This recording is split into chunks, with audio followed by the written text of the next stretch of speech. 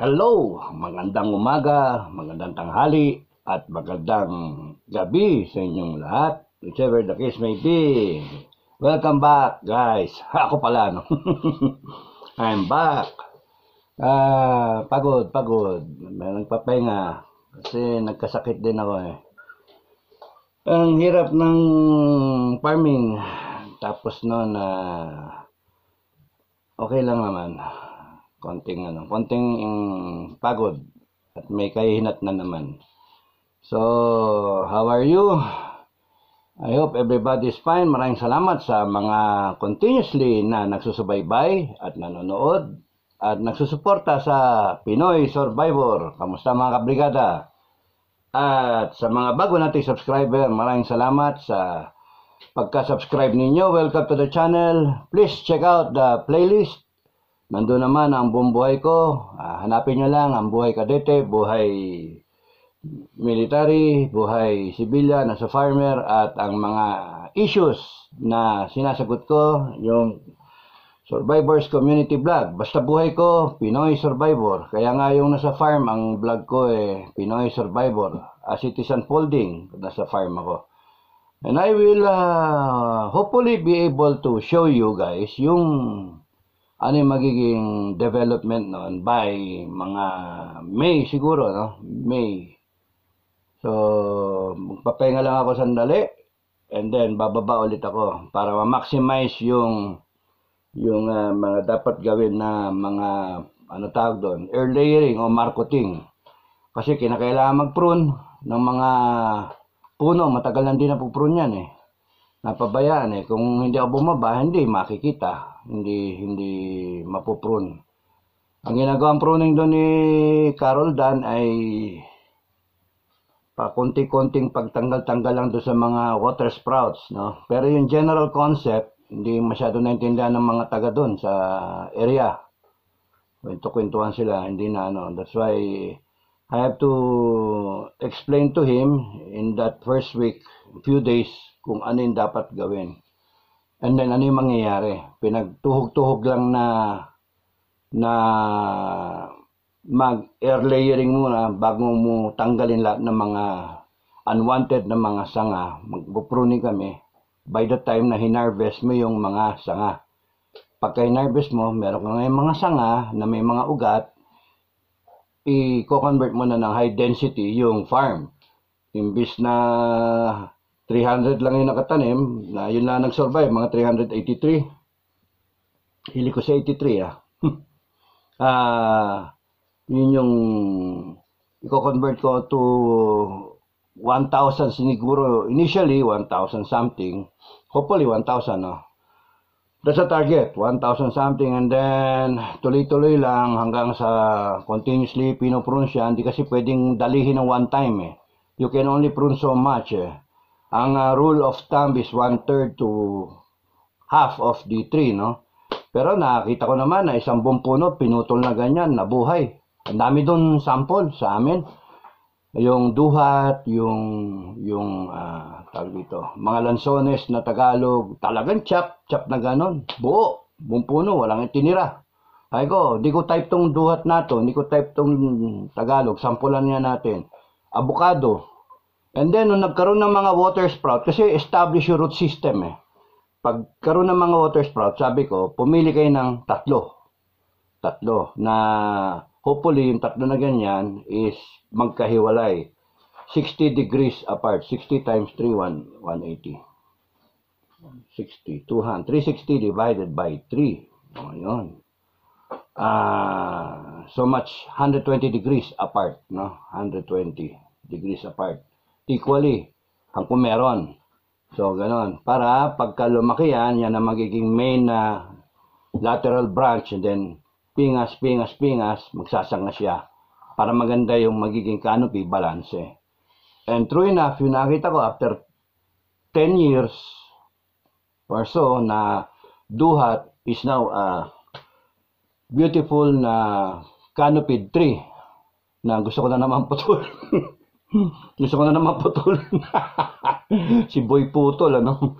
Pero para ma-expose, madaming dapat gawin doon. Hindi kaya lahat ni ni parang Roldan. So, yun nga, may sakit na din yung tao eh. Okay.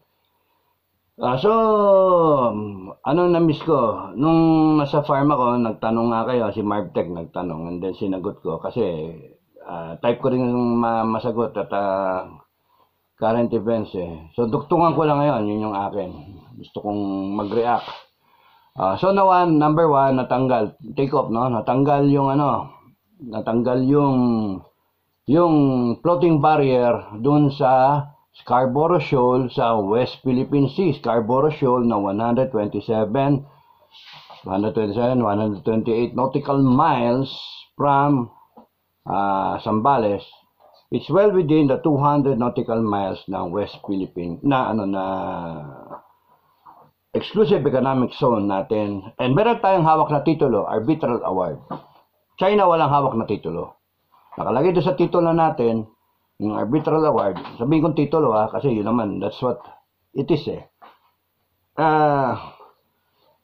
We are entitled to our exclusive economic zone, and yung area na yun, priority tayo sa pag-develop, ng pag-extract ng mga resources. Okay, so, natanggal. Tapos, makita mo nga sa media, Trimedia at saka sa SOCMED, inutos ni Presidente BBM na tanggalin yung floating barriers na nilagay ng China. Okay, so ang ganda, di ba? Okay na. So, doon sa inyo na hindi masyadong na nakikita yung obvious, maganda yung balita pero nakakainis din. Para sa akin, nakakainis din. Bakit? Kasi expose yung totoong score, yung totoong kwento right before our eyes as it unfolded, as it happened, nung mula nang nadiskubre, nakita, nabidyohan na nilagay yung floating barrier. Okay, so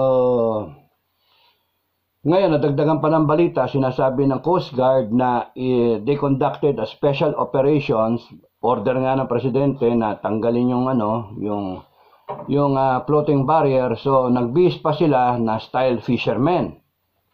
Di ba? Creative, nagbihis, style fishermen, and then, kunwari, para hindi makita ng China. Okay, marami kong, issues sa kanila eh. Walang personalan. Sorry sa inyo, Coast Guard, I will speak for you, at the same time, I will try to caution you.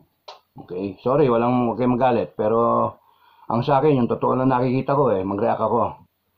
Number one, masyadong centralized ang ating style sa West Philippine Sea. Centralized. Floating barrier, hindi kayang desisyonan ng men on the ground, men on the sea. Who's the highest ranking mammal when that happened? Natsyempuhan with BFAR, pero merong Coast Guard ship, nakita na videoan na sa mga floating boat, ang mga rubber boat, yung mga Chinese, na kinakabit yon, na video na ganyan, na pinos pa nila, and then, dumayag na sila. Then, a few days, back, yun ang atin nakita, nag-meeting ang National Security Council, Task Force on West Philippine Sea, meeting sila doon, all high-end government officials, high-polluting government officials, with the rank of mga secretary and mga generals. Tapos noon, President Bongbong decides,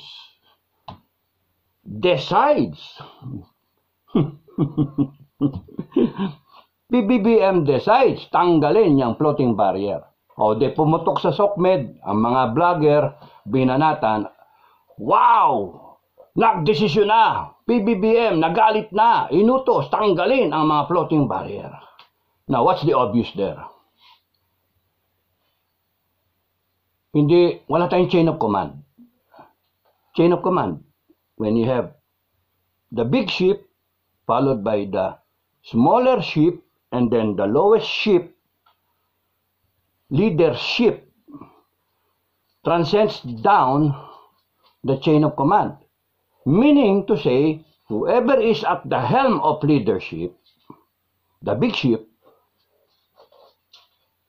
trusts his fellow officers, fellow commanders down the line, chief of staff, diretso down to the lowest mammal sa AFP, in this case, Western Command, hanggang doon sa kapitan ng barko ng Navy, kung meron man, and then, Secretary of saan konektado ang Coast Guard, and then, diretso down the line to the lowest mammal ng Philippine Coast Guard. Hindi nagtatranslate yung authority down. You can delegate authority but not responsibility, because the responsibility resides to whoever is the highest in the chain of command. In this case, the President of the Republic of the Philippines. Ano sinasabi ko? Kinakailangan pa bang desisyonan ng Presidente ang floating barrier? Yung nadinig ko nga eh. Anak ng baka naman to. What is happening to this country? What is happening? Ano nangyayari sa ating AFP, sa ating Coast Guard? Kaya pala ganon, nakatali ang kamay ng ating Coast Guard at ng AFP. Nakatali, hindi makadesisyon ang ating mga Philippine Coast Guard at Philippine Army, Philippine Armed Forces, this case Navy, and then yung mas mataas dito, Western Command, and then all the way up to the Chief of Staff, to the DND, hindi makadesisyon on the ground as they are presented with each day a situation, a crisis. Kaya useless yung mga pinag-aaralan ng mga crisis situation, useless yung mga leadership decision making, estimate of the situation, kung tali ang kamay. Nakatali ang kamay. Hindi makapag-boxing, nakatali yung kamay. Iwas-iwas lang ganun. Kaya pala, ni-laser, uwi ang Coast Guard. Ni-laser kami na po, halos kami mabulag. Ni-laser, halos mabulag. Tapos nun, nag-dangerous maneuver, uwi na naman. Tapos nun, magre-resupply tayo, water cannon, uwi na naman. And then, pagdating sa Maynila, diplomatic protest ang sagot. No wonder. Ngayon, naintindihan ko na kayo, Coast Guard, tsaka Armed Forces. Nakatali inyong kamay. Kasi hindi nyo naman sabihin nakatali yung kamay nyo Na-expose yung sitwasyon dun sa pangyayari niyang West Philippine Sea na yan, na most recent is yung water barrier na yan. Okay? Sesermon ako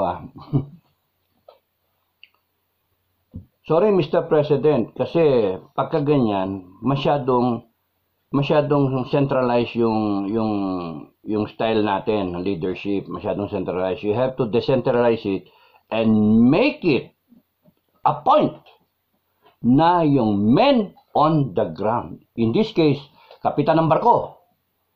Pwede rin naman mag-decide yung mga ensign, insane yan ensign, sorry joke lang. Ensign, lieutenant commander, yung captain ng barko. Siya yung most senior doon sa isang barko. Philippine Coast Guard at Philippine Navy kung meron man. Sila yung senior. In case na hindi sila pwede, further down yung chain of command. Kaya tayo may sinusunod na chain of command. They should be able to decide on what at a specific moment is presented to them as it unfolded on a specific date, on a specific hour. In that case, nagaganyan sila, lumalayag, inescortan yung BIPAR, pupunta doon sa Scarborough, and then, biglang nakita nila. May nagkakabit doon. Ano, inject. Tapos binidyohan. Kakatapos lang magkabit. O patapos ng ikabit yung mga fish, floating barrier. Ang pangit doon, hindi madesisyonan ng mga tao natin on the ground. Ang pangit talaga nun. Kinakailangan itawag pa sa Manila na, Sir, nagkakabit sila dito ng floating barrier. Bakit ganon? May dysfunctional behavior. Yun ang tawag ko, dysfunctional behavior. Because the right behavior is, kayo on the ground, kayo ang nandoon, kayo ang frontliner, may nakita kayo, alam niyo dapat yung trabaho ninyo. And then, you react to the situation. Kasi alam niyo, nag-training kayo, alam niyo yung dapat maging reaksyon ninyo, at ano yung repercussion ng inyong reaksyon. At naintindihan ninyo, whatever your action would be, can result to a conflict, an escalation, or to a world war. Anong problema natin? Sorry bakit ka nagsalita? Ang ingay mo. Ingay mo. Sorry, napindot anong problema doon? Kaya kasalanan natin, sa tingin ko, just saying, kasalanan din natin, in a way, ang Chinese aggression sa West Philippine Sea. Tingnan mo yung kabilang panig. Sabihin ng sundalo ng Chinese, o kaya Chinese militia, o kaya yung nagkabit mismo ng floating barrier. Siya, tama kayo. Mga talagang tanga mga Pilipino, mga duwagman mga Pilipino. Nagkabit kami, inabutan kami ng barrier, hindi man sila humabol. Hindi man kami hinabol. Natakot nga kami, hindi kami hinabol. Wala, pinanood lang kami, binidyohan lang kami. Tapos uwi sila. Usap-usap sila, Manila, nag-meeting pa, schedule pa sila ng meeting. Security Council, Secretary Anyo, Misa, kamusta na? Tapos sa West Philippine Sea na task force, Misa, kamusta na? Nakatali rin ang kamay nitong mga to, siguro.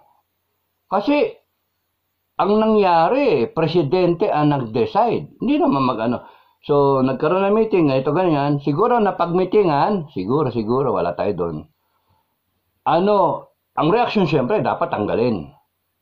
Umabot hanggang doon sa kanila, sa isang 4-star general. Retired na mista ko. Umabot sa 4-star general. Anong dapat natin gawin? Okay. Anong comment mo? DFA? Anong comment mo? AFP? Coast Guard. Ang consensus, tanggalin. Sabi ng DFA, file ng diplomatic protest. Laging yun ang comment niya. Laging ganun ng DFA file ng diplomatic protest. Isa pa yung mali. Because laging pinadadama natin ang ating Department of Foreign Affairs, whose job really is to play diplomatic. Because we're paying them to become diplomats. So whatever is the situation, gagirahin ka na, we should prevent war. We should file diplomatic protest. Yun ang papel nila Yun yung papel niya in a boardroom na equal kayong lahat, at ako yung commander ninyo. Gusto ko madinig lahat ng comment ninyo. Comment. Ang laging napapakinggan ay ang DFA. There is a bias towards DFA.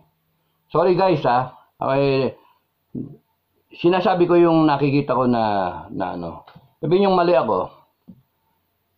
Tapos hindi ako makadesisyon kasi maghihintay ako. I'm just a staff officer of the president. I am the alter ego of the president. I can decide there, and then whatever is my decision, I can say, sige, ganito ang gagawin natin. Nag-present ka option 1, option 2, option 3.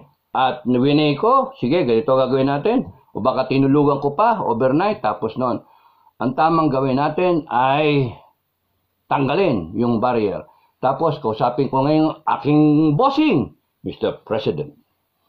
Nag-meeting kami tungkol dun sa West Philippine Sea situation, yung Scarborough Shoal, nagkabit ang Chinese. Oo nga, nabalitaan ko nga, sabi ni BBM siguro.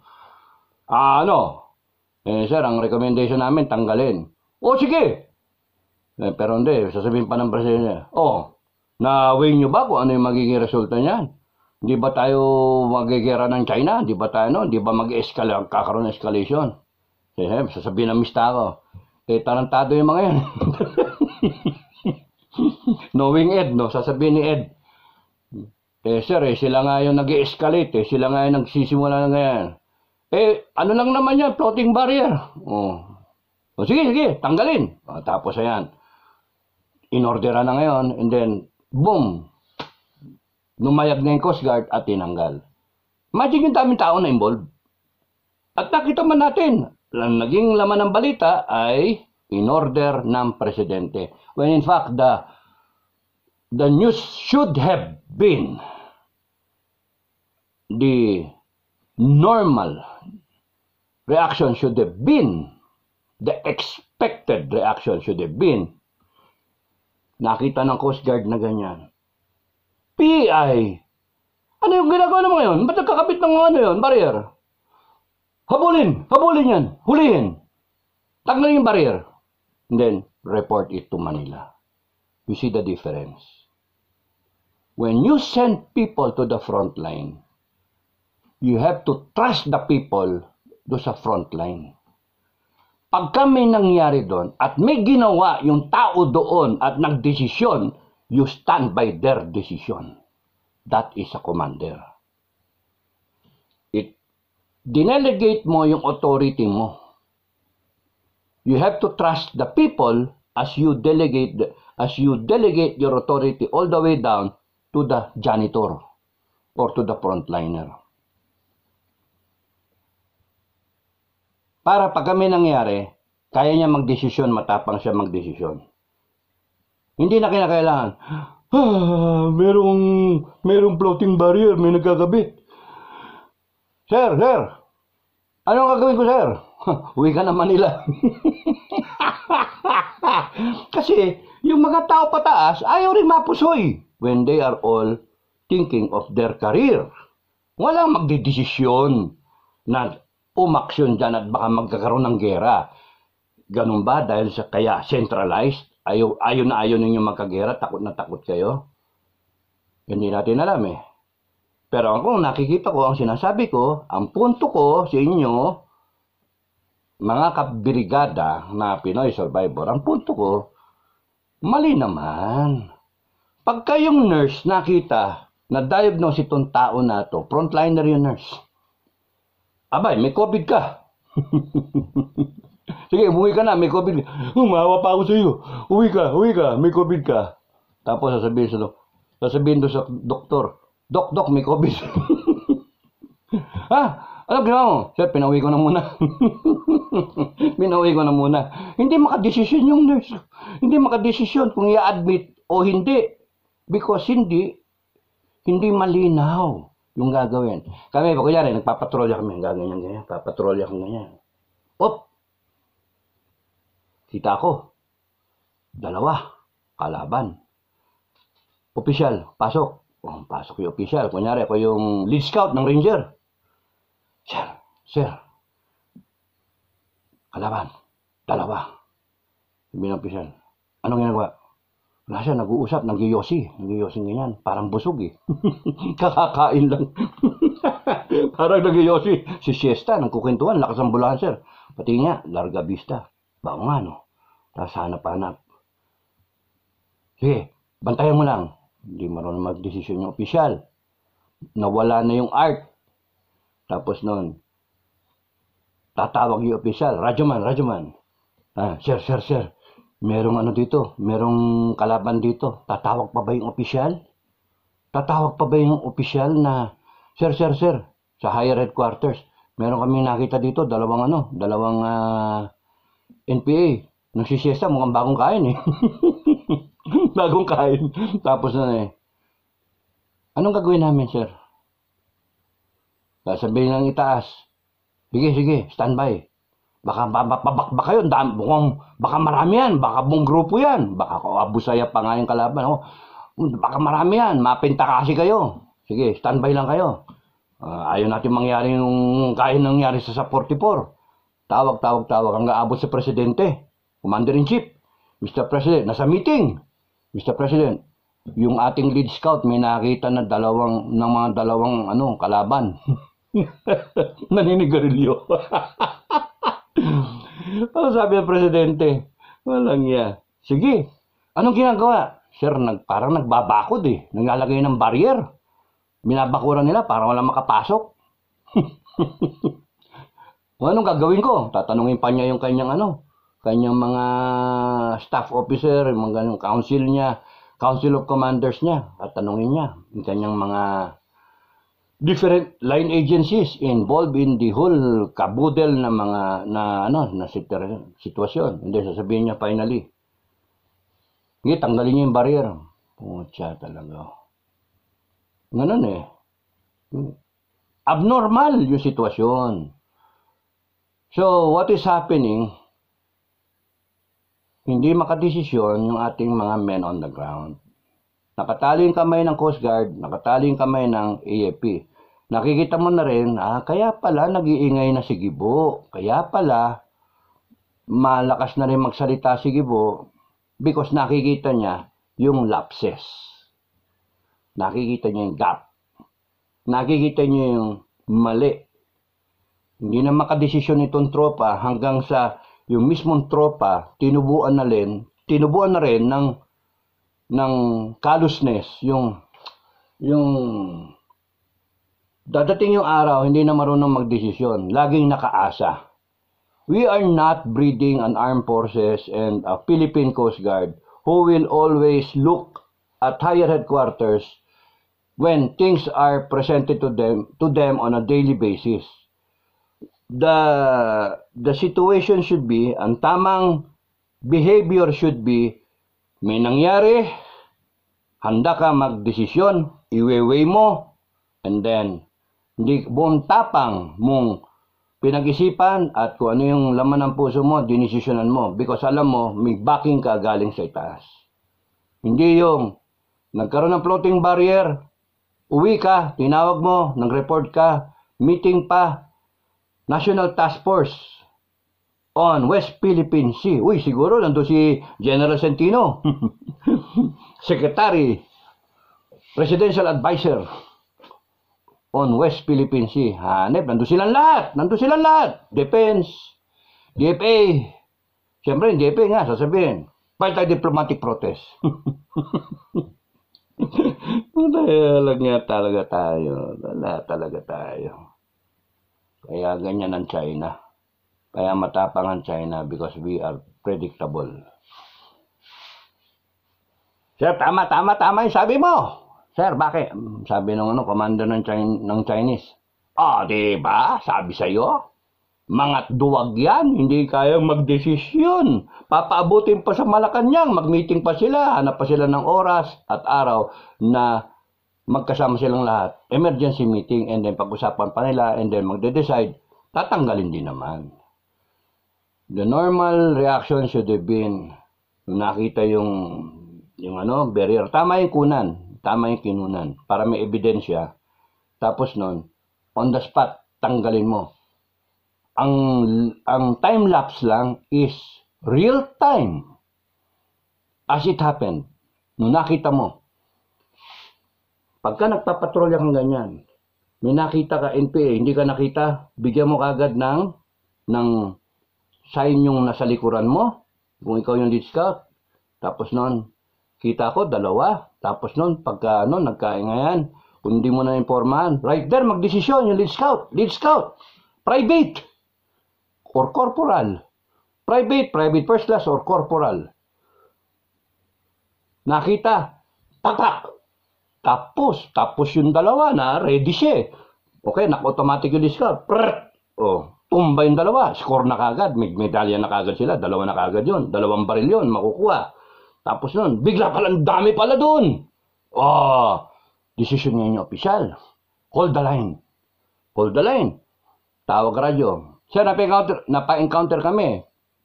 7 lang kami, 14, gano'n, kunyari, 14 kami. Pero hold the line kami. Request for fire support. Yun na. Kaya marunong yung mga tao. Kasi alam nila yung gagawin nila. Ang problema, kung wala kayong tiwala sa mga tao, they will develop that mental attitude, no? That they will always rely on you guys up there because you have decided to centralize the whole thing. The chain of command is not working. Ang behavior nagiging dysfunctional. Simpleng floating barrier, presidente ang magdedesisyon. Yon ang mali. Dapat malinaw, sabi ko na sa ibang previous vlogs, panoorin nyo lang, na pagka marunong magdesisyon ang ating men on the ground, ang ating frontliner nurse kaya magdesisyon. May COVID, admitted ka na kagad. Wala nang uwi-uwi, dito ka na. Pakisabi, ikaw, kamangkana ka, kunin mo na lahat ng gamit niya, isa lang ang pwedeng magbantay dito, uwi ka na, pasok na dito, kaysa makapanghawa pa kayo. Hindi pa.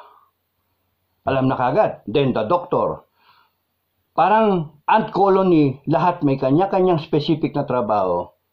Alam yung gagawin. In this case, yung Philippine Coast Guard, alam yung gagawin, kaya niya magdesisyon, nakita, barrier within your economic zone, 200 nautical miles or on the 127 nautical miles na sa Scarborough Shoal na tayo, atin yan, alam natin yan, atin yan, dyan tayo, naglalagay kayong barrier, tarantado kayo, habulin, hulihin. Hulihin. Simple. Yun yung hindi knee-jerk reaction. Hindi knee-jerk. Ano yun? Expected reaction. Kasi huhulihin mo kasi mandate ninyo. Alam niyo yung mandate. Pero pagka sinentralize mo masyado yung decision-making process, hindi makadecide yung mga tao at yan ang resulta. Ito pa, Coast Guard, huwag kayong magalit sa akin ha. Inutos ng presidente, tanggalin ninyo. Anong ginawa ninyo? Pinutol ninyo, may video pa kayo, pinutol ninyo. Inuwi niyo yung anchor, inuwi ninyo. Ang tama is, putulin ninyo, kuhanin niyo lahat. Yun yung trabaho. Why? Ba't may iwanan yung ebidensya? Ang pulis ba, pagka nakahuli ng shabu, iiwanan nila lahat yung shabu? Hindi, bebenta nila. Joke. Kukunin mo, ebidensya, paano ka nakakita ka ng mga kriminal, ang daming mga tigi-tigisang baril, high-powered firearms, o election ba, nakakita ka, checkpoint, may baril. Haya mo ba iuwi yung baril? Hindi. Kukunin mo yung ebidensya. Such that pag sinabi ni DFA, magpapel tayong diplomatic process, ayun na, kunan nyo yung buong ebidensya, hindi yung anchor lang. Kunin nyo yung buong everything na makuha ninyo. That's why ang mali ng Coast Guard, sorry guys, ang mali ng Coast Guard, dapat kinuha nyo lahat. Bakit hindi nyo ba kinuha lahat? Kasi baka magalit yung China. Baka magalit. Awin na tayo. Bilisan nyo. At kinakailan mag-disguise pa kayo na parang fisherman para walang issue. Abak! Yun na nga ang problema. Because naniniwala na kayo ngayon, you're starting to believe hindi atin yung Scarborough Shoal. Tayo pa kayo takot sa sarili nating dagat within our 127, 200 nautical miles, well within it, na 127 nautical miles ang Scarborough Shoal. Ba't kinakailangan magpalit kayo ng damit? At magbihis kayo na parang fisherman? No, it should have been Coast Guard. Tatayo-tayo pa yung doon, ako yung tiniente doon, tatayo, tarantado kayo. Pahuhuli ko lahat yan. At sasabihin ko, tarantado, sampal-sampalin mo. Pak. Sabi, isang malutong, pak. Loko-loko kayo Amin to let it become an international issue. So what? Dapat ganun. Para hindi tayo sasabihin ng Chinese, ng Chinese militia o kaya ng Chinese Coast Guard. Sir, nadali kami. Nahuli kami, sir. Sir, mali yung sabi mo. Matapag, sir. Lumalaban. Ano nangyayari? Ngayon, sasabihin ng Chinese militia na nung lalakas ang loob, because tama nako-confirm yung sinasabi ng kanilang mga tao sa itaas. Umpisa, kakabakaba yan eh. Kita niyo yung trending. Umpisa, yung Chinese militia, gaganong-ganon, natatakot pa silang lumapit eh. Ngayon sila yung maharang na eh. Because na-confirm na nila eh. Sabi ni Chinese Coast Guard Captain, Commander, wag kayong maniwala dyan po eh, Pilipinas, takot-takutin lang tayo niyan, pero takot yan, mga duwag yan, mga naiihi sa salawal yan. Yung mga nakalaban natin no, sa North Korea, yon matapang yon, generasyon na yon. Pero ngayon, mga generasyon na yan ng Pilipino, mga bobo, walang alam. Kaya escalate lang kayo. And that is what's happening. As the Chinese visualizes the Filipino as a inferior race. Sorry totoo lang eh. As an inferior race, real talk lang. Kaya magalit. Mas maganda yung alam natin yung nangyayari at uminit ang ulo ninyo kaysa yung hindi niya alam yung nangyayari and then ang saya-saya natin. Wow, ang galing, presidente! Very good, bravo, bravo! I'm giving you 90, 90, 90. At pinatanggal na, tumatapang ng presidente natin. May mali tapos nun, sasabihin ng ang kalaban natin sa North Korea, yung mga matatapang na Pilipino, yung generasyon na yon, patay na. Ngayon, mga lolo na, ngayon. Yung mga bagong generation yan, kita nyo, hindi yung lalaban. Forma. Meron pang US support yan. Meron pang, lahat sila ganun ang nangyayari. Meron pa tayong patrolya na sinasabi. Meron pang freedom of navigation, patrol, sovereign patrol, Mario Joseph. Sama-sama mga countries, Pero tayo, on our own, di natin kayang isipin na tanggalin nyo yan, yung floating barrier na yan, Diyos me. Magagalit pa dapat yun na sa itas. Gago pala kayo. Hindi nyo kayang desisyonan yan. I-involve nyo pa kami. Tanggalin nyo, sagot kita. Ganon, dapat, ang thinking. Namimiss ko yan parang ginagawa ni Duterte yun. Ang mali lang ni Tatay Digong, nag-pivot siya towards China.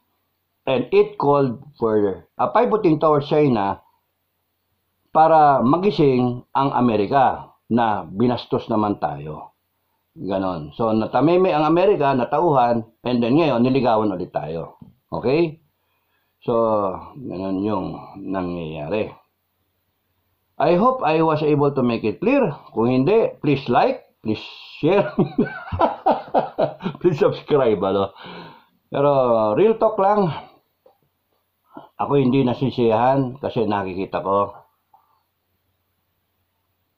napakasimple pero glaring obvious sa mga mata ko, nakikita ko na may mali dito may mali. Tali yung kamay ng dalawa lang yan, tali yung kamay ng Coast Guard, nakataling ganyan na sinasabi sa itaas, wag nyo desisyonan yan, lahat ng mangyari dyan, i-report ninyo. So, uuwi yung Coast Guard, nilaser kami, winoter cannon kami, inarang kami. And this time, merong nilagay nila floating barrier na hindi kami makapasok. Nakalimutan na ng Coast Guard yung kanyang mandate. You are supposed to defend Philippine waters, police the area of people like those Chinese putting floating barriers and claiming it na kanila yon. You see, yung pakikialam. Guys, dyan sa itaas, matagal na ang DFA na bida. Pero dapat, wag kayong baya sa DFA. Ang trabaho talaga ng DFA is mag-diplomatic protest. Laging looking good, feeling good, and kaibigan ko kayo lahat. Wala akong kaaway. Ganun ang DFA. Ganun ang mga diplomats. Ang military, ang Coast Guard, ang trabaho niyan, kung ano yung what you see is what you get. Pag kami mali, mali ka. upakan kita, mag-explain ka. Ganon din ang polis. Pagka nakitaan kita, meron kang ginagawang illegal, sa perception ko, illegal yan, hindi ako natatakot na masisante, hindi ako natatakot na may human rights ako, hulihin kita, doon ka mag-explain, explika ka doon sa presinto. Tawag ka ng lawyer mo because we have laws na protected ka naman ng batas natin. If we will allow yung situation, yung ating agencies na magtrabaho, the way they should function, we expect them to function the way they should function. Yung pagkalagay ng floating barrier na yon, at that moment, at that instance na nakita ng Coast Guard, inabutan nila ng BFAR, hindi na kinakailangan ng Coast Guard tumingin sa BFAR at anong gagawin natin? Sabi namin pa, hindi ko rin alam, anong gagawin dapat ninyo? Ang sabi sa amin, mag-start ng gere. Sige, uwi na tayo. Kunan na natin video. Right at that point in time, hinuli dapat yung Chinese, kinuha yung barrier, tinanggal. Yun yung tamang dapat. Expected na behavior. Yung standard na behavior. So, lahat na nangyari na to, mali. Merong mali. Bakit mo involve ang presidente ng Pilipinas na ang dapat pinagmimitingan ay yung strategic outlook ng Pilipinas. Yung food security ng Pilipinas, DA din kasi siya eh. Buti ngayon, papasa na nga niya yung trabaho. Ang dami niyang concerns and then yung simpleng floating barrier, pagdidesisyonin ninyo ang presidente ng Pilipinas. Parehas kayong kulang. That is why China is trying to escalate because as they are escalating, they know we will also escalate our stupidity. When they escalate their hostile aggression, their hostile behavior, the Philippine people, the Philippine government, the Philippine Coast Guard and its armed forces, sorry guys, you will also escalate your stupidity. Because when the commander is stupid, it follows all the way down that your subordinates are stupid. Escalate ang Chinese, aggressive behavior, escalate ang stupidity behavior ng Pilipino. That's why, sasabihin ng commander ng Chinese, kita mo bata? Sabi sa iyo, mga bobo yan eh. Sabi sa iyo, duwag yan eh. Mga duwag yan, predictable yan, hindi yan lalaban sa iyo kahit anong gawin mo. Kaya, sige lang. Takutin mo ng takutin, mga duwag man talaga, hayaan mo, maihi sa salawal yan, mga yan. Ganun ang mangyari.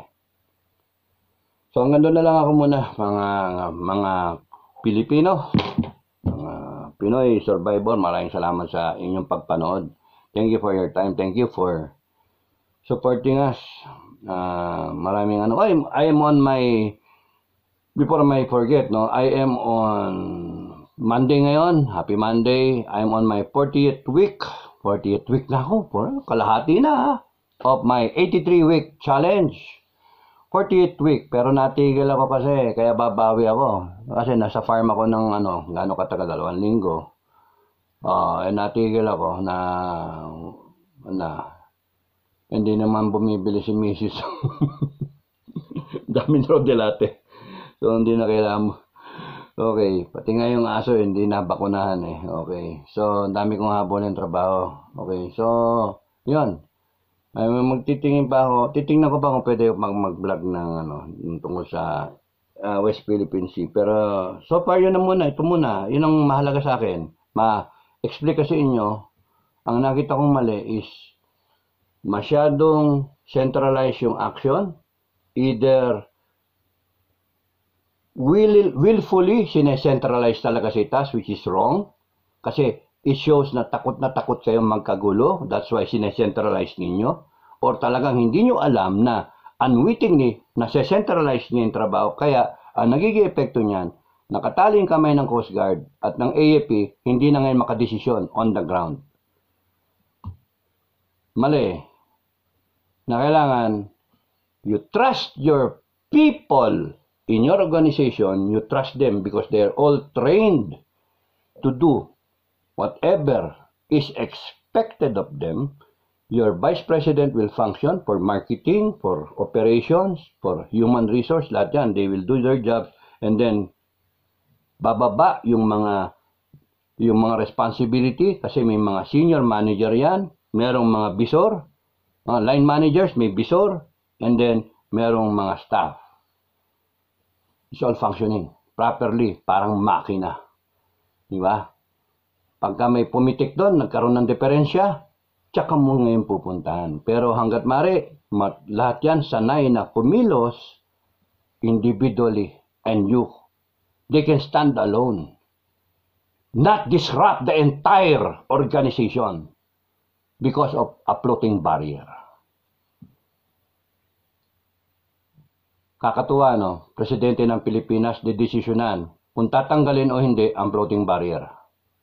Kasi yung laman ng balita, nag-utos na ang Presidente Marcos na tanggalin ang floating barrier. The decision should have been done not by the President but the men on the ground. The Coast Guard personnel na inabutan yon, or hindi nga BFAR because linya yan ng Coast Guard Sila yung nandun sa dagat, sila yung protector natin sa dagat, police ng dagat. Dapat, illegal yan So ibig sabihin yung Coast Guard natin, hindi alam yung illegal na nangyayari, hindi alam kung ano yung maling nangyayari, at hinayaan, kinunan lang ng picture, at hinihintay magdesisyon na tatanggalin. Ngayon na sinasabi ng Coast Guard, next time na magkabit sila ng barrier, tatanggalin ulit na. Uy, tumapang bigla. Kasi na-define yung role. Sinasabi ko, previous vlogs, mag-meeting na kayo ngayon pa lang, and then sabihin nyo, ano ang min-expect ninyo, action A, action B, action C from China, and then ano yung ating rules of engagement para alam na, pwede pa mag-training to. Habang hindi nangyayari, mag-training kayo, scenario 1, scenario 2, scenario 3. Pinagsabay-sabay na scenario. Ano reaction mo? That's how we are training people. And then, para automatic yung reaction. Hindi We have allowed our agencies to evolve, to morph into something hindi na makadesisyon. And that is wrong. Okay, maraming salamat sa inyong lahat. Sana malinaw. At please like, share, and subscribe. Thank you guys. Happy Monday. Well, it's good to be back. Bye-bye.